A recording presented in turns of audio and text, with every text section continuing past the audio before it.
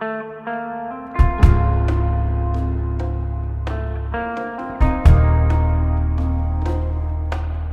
today I want you to start off imagining something. Imagine that you're sitting in a cafe. It's a beautiful, crisp autumn day, and you're sitting there with a good friend. And as you're looking at your good friend, you're noticing the steam coming up from their coffee because they are not touching it. And you look over at them and their eyes are welled up with tears because they explain to you that their partner of 12 years has just left without much warning. And in a very broken voice, they say to you, I keep asking myself what I did wrong. Was I not enough?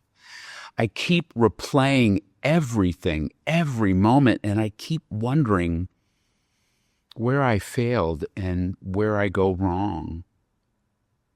And as you're sitting in this cafe along the window, it hits you because you know them and you know it's not their fault. But you see this very human instinct, which is to blame when suffering comes uninvited at our door. We always need to look for this cause and effect and this human tendency to find the reason, to find fault, to find blame of why this has happened.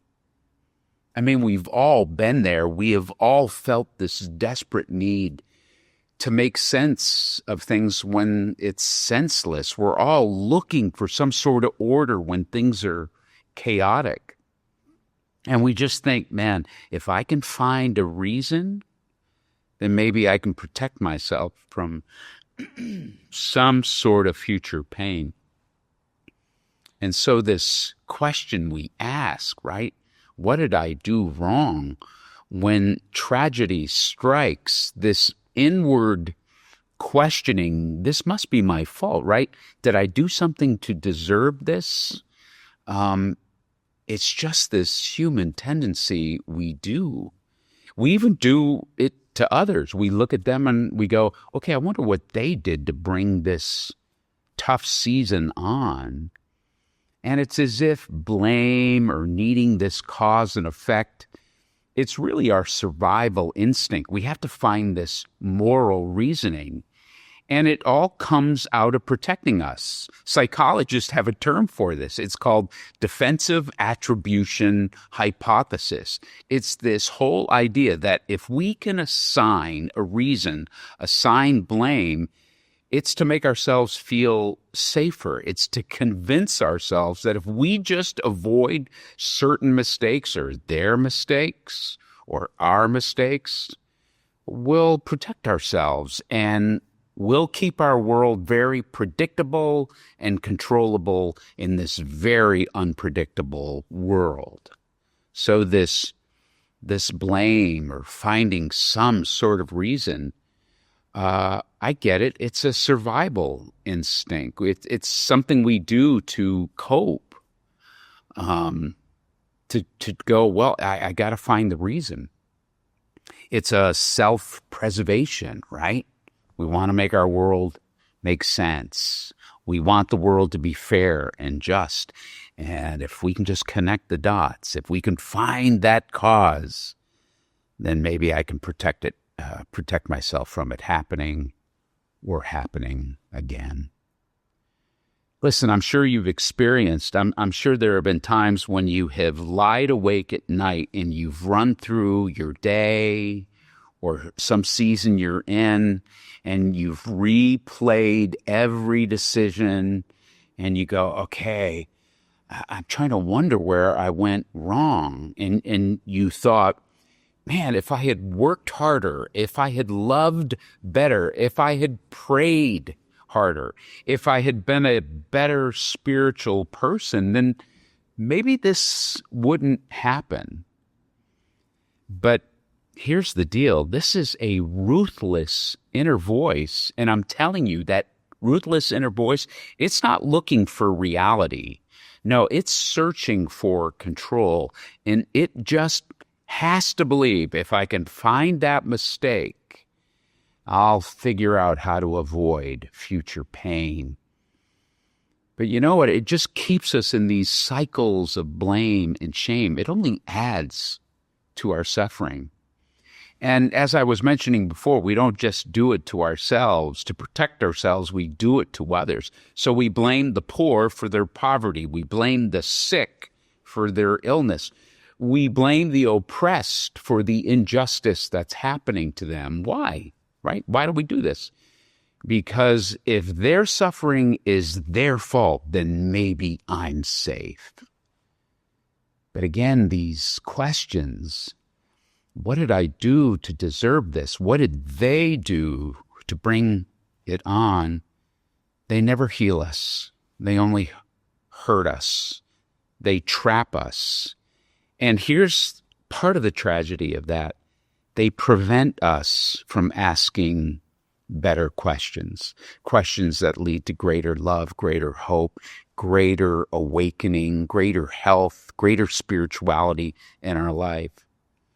But here's the deal. There is an interesting scene out of the life of Christ that just might have some things for us when it comes to this whole thing. So let me give you a little setup. It's from Luke 13, and here's the scene. Jesus is on his way to Jerusalem. We're not sure of the exact location. It's probably a place across the Jordan in a part called Perea, where he spent a lot of time teaching and ministering. But what we do know is he's near Jerusalem and he's on his way there. So let's see if this passage awakens us to a kinder inner voice that moves us away from critique and blame. So look at this in verse 1 of 13. About this time, Jesus was told that Pilate had given some orders for some people from Galilee to be killed while they were offering sacrifices. So Jesus replied, okay, we got to stop right here. So what is happening here? What is this all about? Well, we catch Jesus responding to two tragic events that have happened. The first one is he's addressing some sort of brutal killing of Galilean worshipers by the Roman curate Pontius Pilate. Now, we don't know anything more about it other than this text. There's no other point in the New Testament that this is talked about. There's no accounts or any other historic record of this. This is all we know. But here's also what we know. This kind of brutality, it does fit what we do know about Pilate's harsh governance. Pontius Pilate was known for his violent suppression of the Jews, and especially when they would uprise against him. We know that he would use their temple funds to construct certain projects, which only led more people to riot, and then he would crush it with his brutality. But look at this in verse 2. Do you think those murdered Galileans were worse sinners than all other Galileans? Not at all. So we got to stop here again, because you're seeing a cultural and religious context that did exist in Jesus' time, which is that suffering and tragedy were connected to somebody's spiritual life, right? It was their perspective that they were tethered. It goes all the way back to an Old Testament theology from Deuteronomy that did emphasize a cause and effect relationship between obedience and blessing. If you obey spiritually, you'll be blessed. If you disobey spiritually, that'll lead to suffering. So when the people bring the news to Jesus that Galileans were killed by Pilate, it's sort of like they're asking, they deserved it, right? I mean, they were worse sinners. And they're looking for some sort of moral cause to make sense of their tragedy. But again, look what it says in verse 2. Do you think those Galileans, murdered Galileans, were worse sinners than other Galileans? And then Jesus goes, not at all. And then he talks about a second tragic incident in verse 4. And what about the 18 in Jerusalem the other day, the ones crushed and killed when the Tower of Siloam collapsed and fell on them? Do you think they were worse citizens than all other Jerusalemites? Not at all. Unless you turn to God, you too will die. So this second tragedy, the collapse of the Tower of Siloam, it ends up crushing and killing 18 people. Again, we don't know any more details than what we see here. Again, no other place in the New Testament, no other historic record.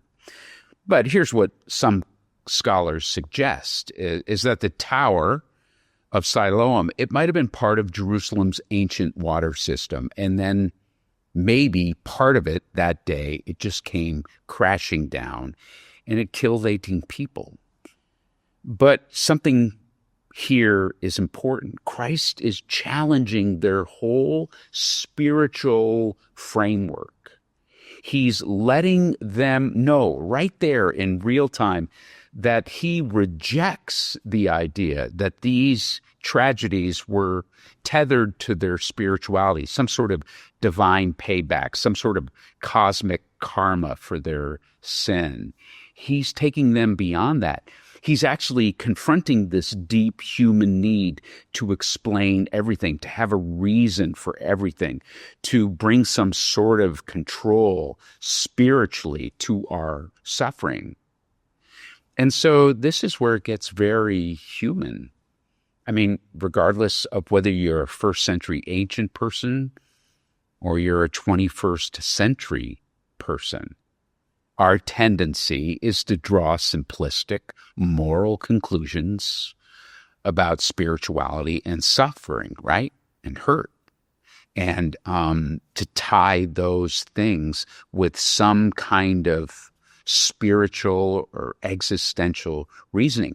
And Jesus is actually in this text trying to take them to a deeper personal understanding about dealing with the fragility of life. Look at this in verse 4. Because unless you turn to God, you too, like these people, will die. And then right there, he flips it and starts telling them a story about a fig tree. Look at this. A person had a fig tree planted in his front yard. They came to it expecting to find figs, but there weren't any. So they said to their gardener, "What's going on here? For 3 years now, I have come to this tree expecting figs, and not one fig have I found. Chop it down. Why waste good ground with it any longer?" The gardener said, "Let's give it another year. I'll dig around it and fertilize, and maybe it will produce next year. If it doesn't, then chop it down." This is such an interesting parable. And it's important to know when it was written. The Gospel of Luke was written between 80 and 110 CE. This is 50 to 7 years after Jesus lived. So this writer is actually doing something smart, and that is curating stories carefully that can help these early Christians wrestle with the complexities of hurt and suffering and faith and the spiritual life. And there is this whole reframing going on then, but even now, right? I mean, we know that biblicists, a biblicist is a person who sees everything in the Bible literally, a literalist. They often look at this passage and they always interpret it as personal repentance, and it emphasizes eventually divine judgment. And the fig tree is a warning that, yes, God is patient, but eventually, if there's unfruitfulness, cut it down. There's judgment. But, oh man, it's just too simple. There is a better way to see this. And we need to go beyond this simplistic literalism. And so for me, it's beyond that. And it's beyond this very simple cause and effect theology. In fact, right in the text, we see Jesus rejecting the notion that suffering is punishment for some sort of bad spirituality. No, he's calling us to something deeper. And, when I look at the parable of the fig tree, I see it as light. I don't see it as something about personal failure, but this collective sense in our lives to move through when we feel barren. I think it's asking, where is growth still possible in us? Where are we being invited to dig deeper and to tend in our life what oftentimes feels fruitless? So I think this, for me anyway, it's about asking better questions instead of giving simple, simplistic answers. I think it's taking us into a deeper courage, a deeper love, a deeper encouragement with the world around us. And I think, the parable of fig tree, we often do feel barren. And it's moving us to cultivate and to dig deeper. So maybe we could explore that a little bit, that Jesus is moving us to ask better questions that move us from shame to hope, from feeling detached and distant to a greater presence and compassion. So what if the point of our suffering is not about why me, why now, why them, but maybe it's about courage and compassion? What if those are the wrong questions? Why me, why now? What if there's something greater? So let me say, it's time to destroy that dangerous myth that I must deserve my suffering. Listen, I know we all want the world to make sense. We all want to believe that if we live well, love deeply, get along all right, we'll be safe. I get that. But then there's reality. Suffering and hurt comes in this life. And so we just go to this default setting to search for cause and effect or blame. And I'll tell you what, this isn't just a personal habit by a few. This is deeply ingrained in our cultural and spiritual reflex. It's how some of the religious constructs we've made that have taught us that there are consequences for bad spiritual behavior.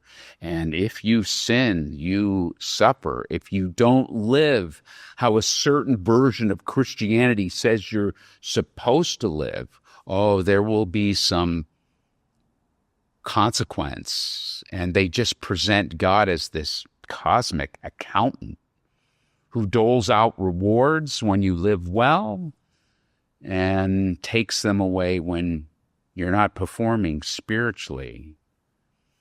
Again, psychologists have studied this. It's called the just world hypothesis.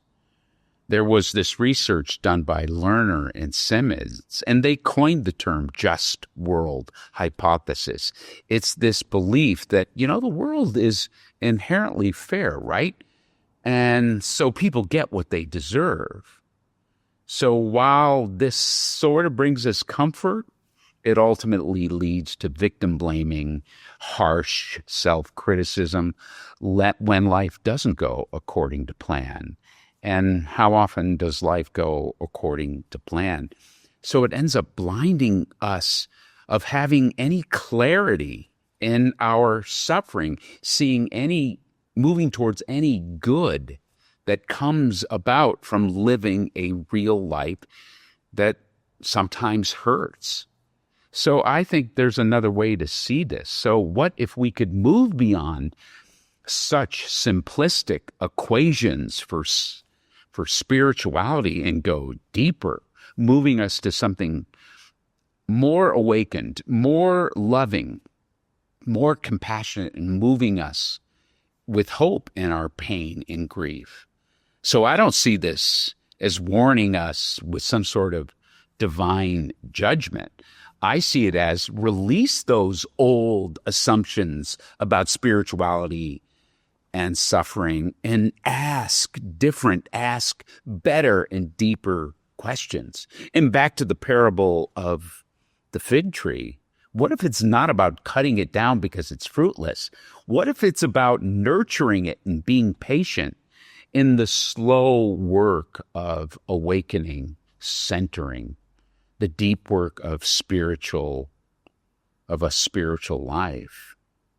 Listen, as we've said, when suffering strikes, our instinct, right, is for blame. It's, what did I do to deserve this? Or is God punishing me? And I've even seen people make these questions spiritual or thinking that they're spiritual or humble. But it's just fear. It's just fearing the vulnerability of fear. And so this blame or cause and effect, it just creates an illusion of safety. But it doesn't. And the way I see this, Jesus is dismantling that illusion. And this is something very radical.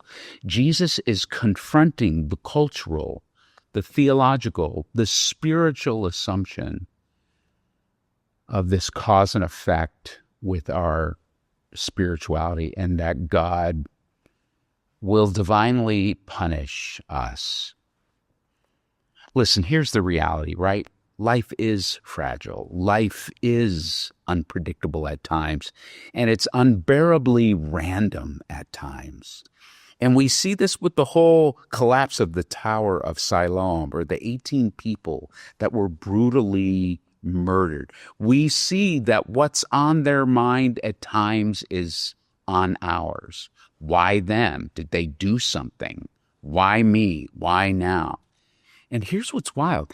Jesus doesn't even attempt to answer that question. He just bypasses the whole thought and says, not at all. And in doing that then, but even now, there's awakening to a deeper truth. Listen, suffering isn't always logical. Life isn't always fair. Tragedy isn't always explainable. And yes, that's terrifying. It makes us very vulnerable. Suffering can be very random. But none of us are exempt from a life at times that hurts. But Christ's spirituality is saying, okay, that's real.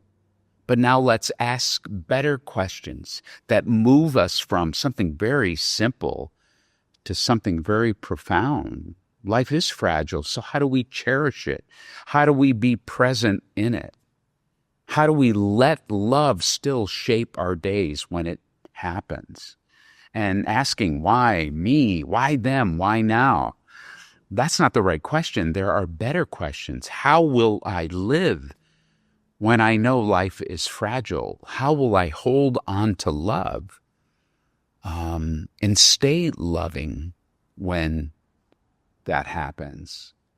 And listen, like this fig tree, there's going to be seasons in our lives when everything feels barren, right? When our prayers and spiritual lives feel empty or distant or detached, when the soil of our lives feels dry and cracked. And yes, it is tempting to believe, man, will anything awaken and grow again? But awakening, growth, transformation, it's never instant. right? It takes roots that go deep. It takes time. Soil is nourished in unseen ways. And even though you're feeling barren, the cultivating of love and presence and resistance, it's deep below. And though you might feel barren, you're not abandoned, not by God's presence, I don't believe. And so there is this patience to give it more chances in time to bloom. And so that's true for us. So the challenge in our barren seasons is still learning to hold on and trust in that slow work of centering, of transformation, even when you can't see the fruit. And yes, some suffering can't be prevented, right? But some suffering can be. So I certainly want to move this away from. It's also important for us to look at injustices out in the world. And there are certain things we can change, so we take care of that. But that's what I'm not so much talking about here. I'm talking about this human instinct that we always have to find some sort of connection to the hurt we're experiencing or someone we love. So the better questions are really, how will I respond?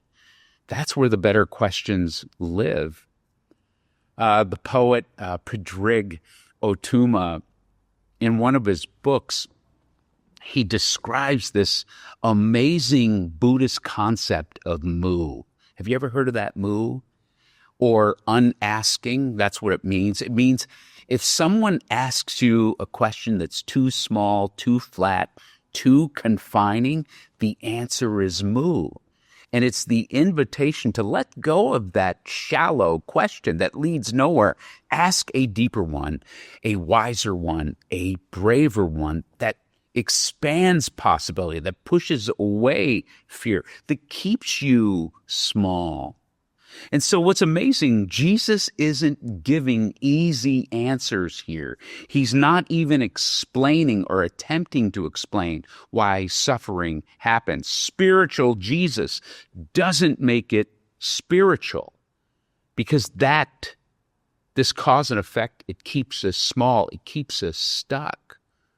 So the question is, when life is fragile, because it is, when time is precious, when things do hurt, how will I respond to something like suffering that is so part of the human story? I need to ask deeper questions, not small questions. And even when the soil feels cracked and barren and dark, something is still happening beneath the surface, that even when we feel helpless, oh man, we're never really powerless, because we can move towards love. We can move towards hope. We can hang in there in those barren times, and fruit will come. So let's take our questions far beyond why me, why them, why now, to how will I live? How will I love? How will I respond? And in those questions, may you find the courage to live fully, to love boldly, and to trust that even when the soil of your life feels barren, God is still there. God is still tending. God is always patient, and God is tending and nurturing you to life, to spiritual life. So may God bless you. May you move. May you unask the questions that keep us trapped. And may you and I ask better questions that lead to life and deep, complex, wonderful spirituality. Well, thanks for watching, everybody. I appreciate it. And peace. I'll see you next week.